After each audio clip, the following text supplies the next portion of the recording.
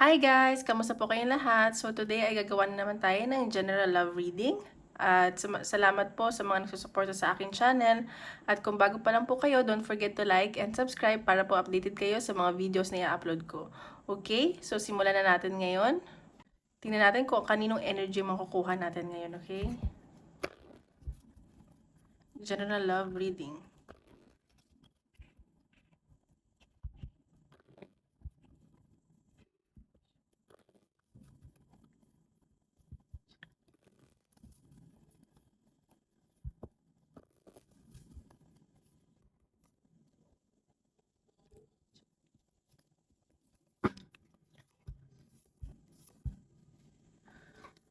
Oh, ba't ganito energy niya? Okay, sa nakikita ko dito, siguro magkalayo kayo ng person mo, nami-miss niyo yung isa't isa, at nakikita ko parang karmic relationship kayo.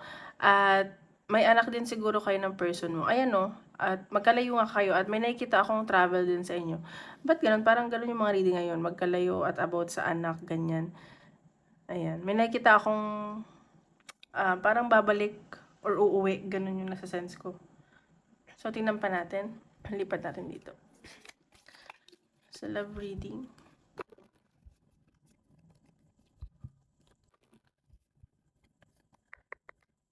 Magkalayo kayo siguro.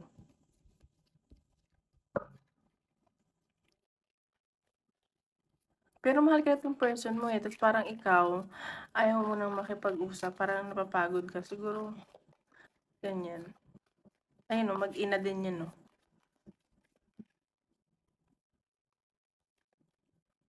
Parang ang mga bata ang naapektuhan. Oops na lang po, spirit. Tingnan pa natin. Okay. Trust. Okay, sa nakikita ko dito, sa relationship nyo, kulang kayo ng tiwala. At yun yung pinapakita eh, kailangan maniwala lang kayo sa isa't isa. Kasi sa nakikita ko, isa sa inyo, parang may trust issues na eh. So, yun yung kailangan yung ayusin. At hindi ko naman sinasabi na i-trust mo agad. Kumbaga, sana i-earn ng person mo or ikaw yung trust. Kasi hindi naman basta-basta yan eh. Pag nasira na talaga yung tiwala, wala na. Ayan. So, mag-ano ka daw muna, magpahinga at i-relax mo yung sarili mo. At kung may nangyari man sa inyo, maniwala ka lang na maayos. Okay? So, tingnan natin yung energy ng person mo.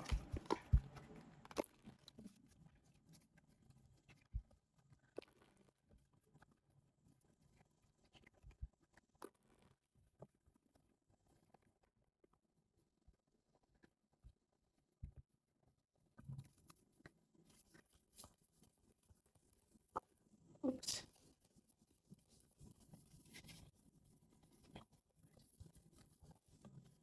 Okay, endings. So, sa person mo, parang ano, alam niya na may nangyaring ending sa inyo or may nangyaring ending at gusto niya talaga na ayusin to. May nakikita akong reconciliation, new beginning, pagdating sa inyo. Gusto niya talaga na magsimula kayo ulit.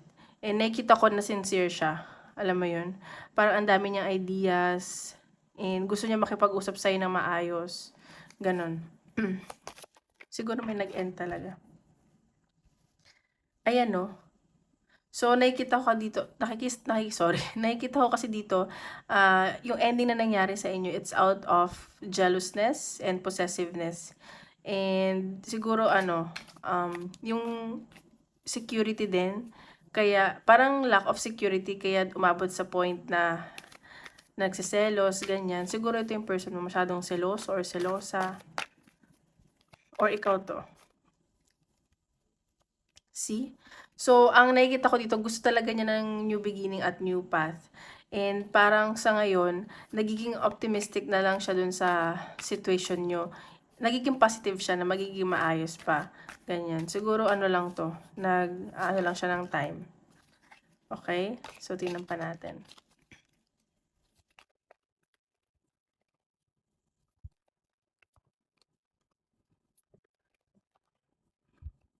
See? Ayan, nilalakasan lang ng person mo yung loob niya. Eh, nakikita ko na parang talagang gagawin niya yung lahat eh. Nagiging ano siya, parang tawag dito, basta humihingi siya ng, siguro sa'yo lang siya humingi ng lakas ng loob or sa mga anak ninyo, ganyan. Parang nag-iipon lang siya ng lakas ng loob, ayan. That's the perfect, parang weak yung person mo ngayon. Parang wala siyang magawa as of now. So, tingnan pa natin.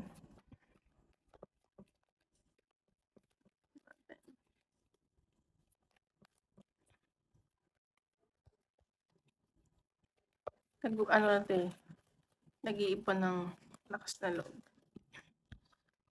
Siguro wala pa siyang resources, ganyan. See, ayan, may nakikita akong abundance sa inyo ng person mo. At sa energy niya, nakikita ko na ikaw na talaga yung na ano niyo mapapangasawa or makakasama habang buhay. Tsaka may paparating na abundance sa inyo. Siguro itong person mo, nag-work hard talaga siya or may inaantay siyang pera. Basta marami siyang ngayon, siguro nagpa-part-time, ganyan. Basta ang din nito, ang pinoproblema din kasi niya yung financially. So nakikita ko naman ay magagampanan niya naman yun. Parang nag-iisip siya ng mga new ideas, naging creative siya para mag-produce siya ng para sa inyo, ganyan. So ayun yung nasa sense ko. May paparating na abundance sa inyo. See? So, ayan. So, nakikita ko, yung mga pinaghirapan ng person mo ay aanihin niya na yun. Hindi lang yun para sa kanya, kundi para sa inyo. May mga rewards na paparating sa kanya at siguro sa work to. Ayan. Kung naging mailap yung kaperahan niya ngayon, okay na.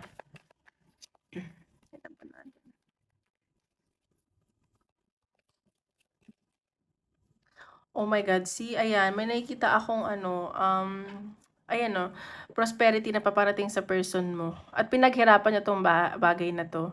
So, nakikita ko, lang, ini-establish lang niya yung empire niya para sa inyo. Siguro, para din kung may mga anak man kayo, para sa inyong mga anak. Gusto niya talaga magsimula, yun yung nasa sense ko. Siguro, kaya lang siya hindi makapag, last time. Kasi, yun, hindi siya financially ready. Ganyan. Yun. See? Four of Wands. So, nakikita ko na may celebration na paparating sa inyo. At nakikita ko baka ikasal kayo or birthday ng isa sa pamilya or sa anak ninyo, ganyan. So, ayan. May mga pinaghahandaan kayo dito. Sa nasa sense ko. At magiging masaya kayo lahat.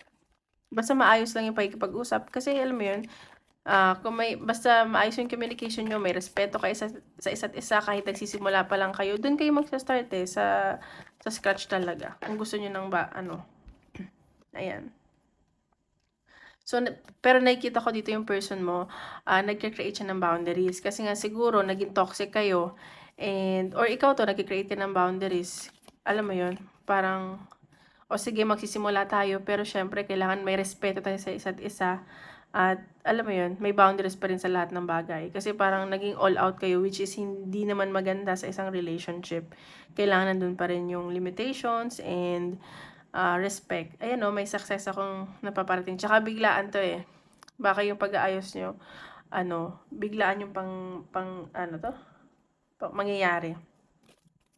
Ayan, mga success sa connection nyo. Pa natin, sa energy mo naman.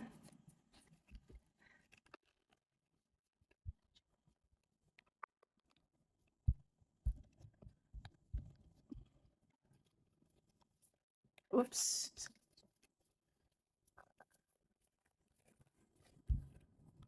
Okay. See? Ayan, ikaw willing to work, willing ka na i-workout to. At nakikita ko kahit na pinag-uusapan ka ng, may mga nag-gossip sa'yo, kahit pinag-uusapan ka na parang, ano ba yung taong to, ganyan-ganyan, bakit pababalik dyan, ganyan, wala kang pakialam dun eh.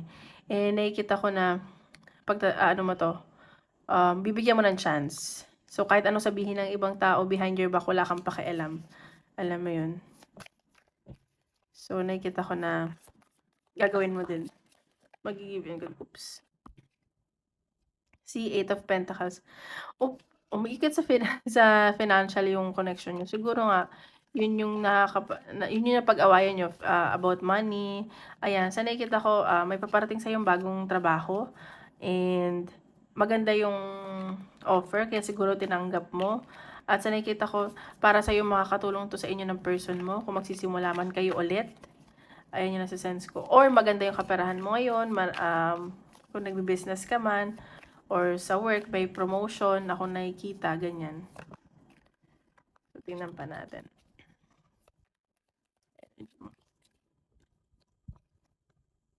See? Ayan no, mahal na mahal mo yung person mo. Siya talaga yung gusto mo na makasama habang buhay. Kahit na may mga pagkakamali kayo or siya tinatanggap mo siya kung ano siya eh. And nakikita ko compatible talaga kayo. Parang on the same page kayo, ganyan. Siguro ano lang, may mga hindi lang kayo pagkakaintindihan, ganun. Tingnan pa natin. See? Magiging generous ka sa person mo or siya, magiging magbigayan kayo. Puro pentacles, oh my God. So, feeling ko dun umiikot ngayon. Parang yun yung naging problema nyo nga. Ayan. So, magiging generous kayo sa isa, hindi lang sa money, kundi sa oras, sa service, ganyan. Sa lahat ng bagay. Parang magiging kayo. See? May movement ako nakikita sa inyo. It's either, may nakikita akong relocation, it's either magsasama na kayo or lilipat kayo ng bahay or isa sa inyo pupunta dun sa person nyo, ganun. Ayan, medyo pinag-isipan nyo mabuti to. Malayo-layo, pero alam mo yun, this is for your own good. Para isa sa inyo, parang mas malakas yung loob, kaya ipopost nyo tong relocation. Ganyan sa sense ko. See? So, nakikita ko dito, merong tawag dito, new beginning nga na paparating. Like, kung dati sobrang down ninyo, ngayon, magsisimula kayo ulit. At maganda yung nakikita kong panimula na mangyari sa inyo. May swerteng paparating sa inyo. Siguro may mga tutulong sa inyo, ganyan. Baka ito na yung perfect timing para ayusin nyo yung relationship mo. Ayan o, Wheel of Fortune. Parang umikot na yung mundo. Ayan, 7 of Wands. So, sa nakikita ko, sa part mo, maraming tukso. At nakikita ko, hindi ka naman papatokso dun eh. Alam mo naman sa sarili mo na kung ano yung gusto mo. At, ayun. Hindi ka papatinag. Nagmamatigas ka din sa mga tukso na lumalapit sa'yo. Siguro maraming nagkakagusto sa'yo, ganyan. Or sa person mo. Or maraming challenges, pero, alam mo yun, lalaban ka. Lalaban kayo ng person mo. Paglalaban mo to. Tapos, ayan. Ayan. Ayan o. So, temperance. So, ayan. Magiging ka talaga dito. Patient. And, nakikita ko, pupunan mo yung mga pagkukulang mo sa person mo at babawi ka sa kanya. At ganoon din siya. Parang equal lang kayo. Siguro nagiging understanding ka na, patience, binagbago mo naman yung mga pagkakamali mo din. Hindi lang siya. Ayun. Hindi na pa natin. See? Ayan. Mahal na mahal mo tong person mo eh.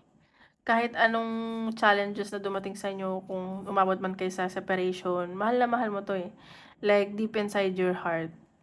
Parang hindi mo lang din maamin sa iba. Ayan o. May nakikita akong communication. So, ayan. Pinagdasal mo talaga to na mangyari at ibibigay na sa inyo ng universe. So, congratulations to you. At tingnan pa natin anong advice sa'yo ng universe.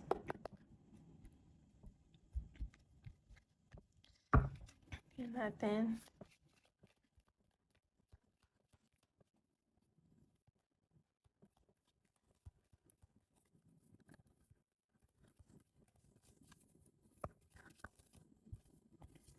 Confidence, it comes with time and practice. See, sa nakikita ko dito, kailangan mo lang maging confident sa sarili mo at sa connection nyo. At yun nga, timing lang talaga. And, baguhin mo din yung sarili mo, nakikita ko. So, maging confident ka. And, yun, maging firm lang kayo. Ayan o, surround yourself with love. So, ayun, kung gagawa kayo ng mga bagay, dapat, it comes from love. Okay, so ngayon tingnan naman natin sa career. Yung mga para sa mga career to, okay?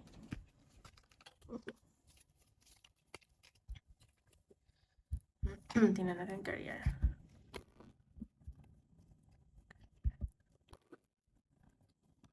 Career, collective reading.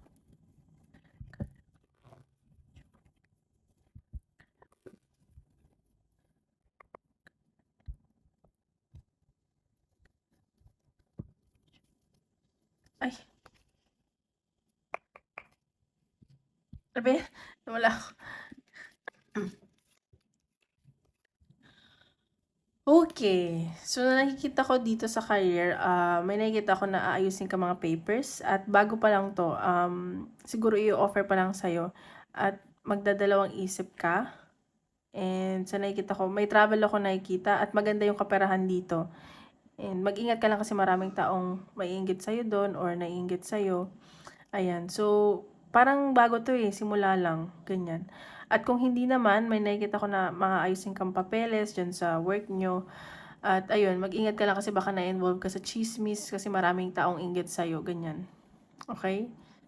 So, mas bata sa'yo yung nakikita ko. So, tingnan pa natin.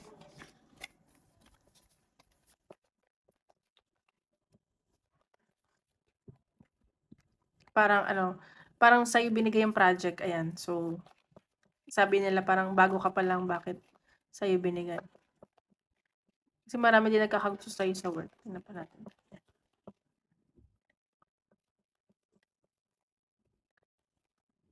Ayan. So, ayan, mantra. So, nakikita ko dito, mag-relax ka lang.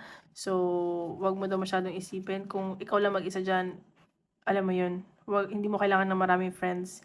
Basta maging maayos ka at mag-pray ka lang daw. Ayan. So, galingan mo kasi nakikita ko dito na kaya sa'yo binigay yung bagay na yun is para sa'yo talaga. Ayan. Ano ka talaga eh, may perseverance sa sarili. Okay? So, tingnan pa natin. Advice, career. Sa career.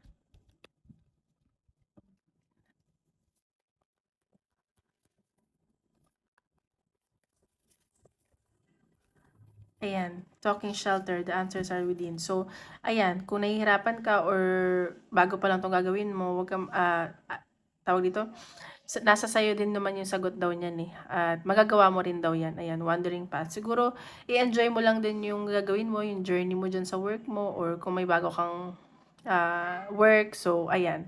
Yan yung sinasabi dito. Huwag ka daw masyadong mag-alala. Alam mo naman daw yung sagot. Siguro mag-meditate ka ganun. So, ngayon isip kayo ng question. Tignan natin kung anong sasagot ni Universe. Oops, teka lang.